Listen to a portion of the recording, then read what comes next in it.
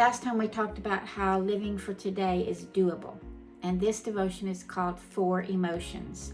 Listen to this verse that was told to the children of Israel when they were under the law, and it's about a curse if they disobey.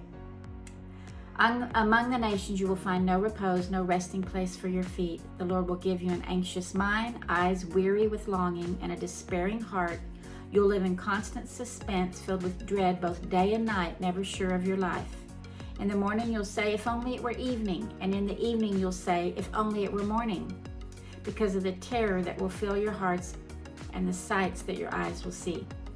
That set of verses is part of Deuteronomy 28 about blessings and curses. There are blessings that came from obedience and curses that came from disobedience as those people lived under the law. We know and are forever grateful that Jesus now covers us in grace, and that which we cannot perform under law, He now enables to do through His Spirit, and that's to obey. And we know that none of our actions make God love us more. Therefore, we fully receive His gift of grace and live under the blessings that come from knowing Jesus. Peace and joy in our journey, although we can have hills and valleys. But the reason for starting with this stark set of verses is that they totally describe the way the majority of us live in this world. Anxious mind, weary eyes, longing, and a despairing heart. Always in constant suspense, filled with dread at night and in the day, never sure of our lives, and always wanting our circumstances to be different. In the morning we want evening, in the evening we want morning, because of what we see with our eyes in this world where we live.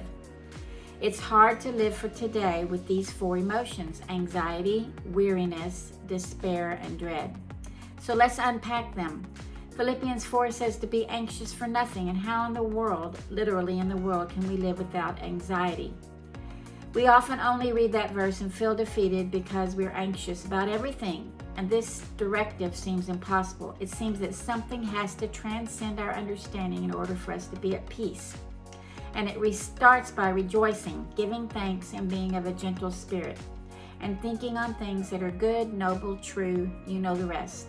And this has to be done daily. We can't go for days and weeks and months without rejoicing and giving thanks and being gentle toward others and expect to live an anxious-free life. So today we're going to start by rejoicing and giving thanks. We will begin by elevating our thoughts to what's good and true. Maybe that's why the Lord's Prayer begins with Our Father who art in heaven, hallowed be your name. Unpack that every morning. He's our Father, so our position as His child is secure. He's in heaven. He sees all things from a different perspective than ours, and His name is worthy to be trusted. Today, let's do this. The second emotion is weariness, and that comes on when heaviness weighs on us from the world. In fact, the Christmas carol, "The weary world rejoices," is a favorite lyric of many as the Christ child arrives. The hope they'd all been longing for, the Savior of the world. And we know the verses in the Bible that say if we're weary, to come to Him and He'll give us rest in Matthew 11. There it is again, a mention of a gentle spirit. Jesus is gentle and humble in spirit, and when we come to Him, He gives us rest. Remember the other verses that line out what we worry about? Tomorrow, what are we going to eat or drink? Things that weigh heavily in this world in which we live. But we're not children of tomorrow, we're children of today. And we don't have to walk in weariness because our Savior's here today. We can choose rest over weariness as a little child who's tired and falls into his Father's arms asleep. So today, let's come. The third emotion is despair, and that's where we have a complete absence of hope.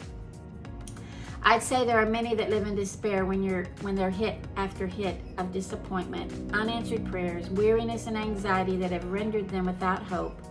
That has to be the most miserable way to live, and it's not even living, it's living death.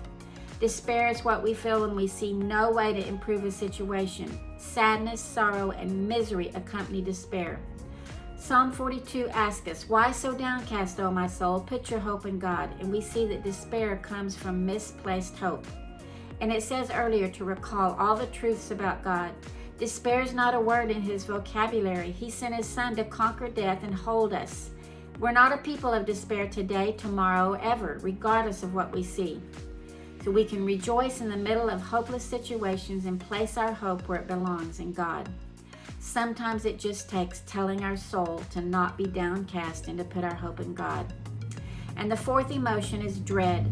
A word that ruins today because of what's coming up tomorrow, or what ruins tomorrow because of what might happen the day after that.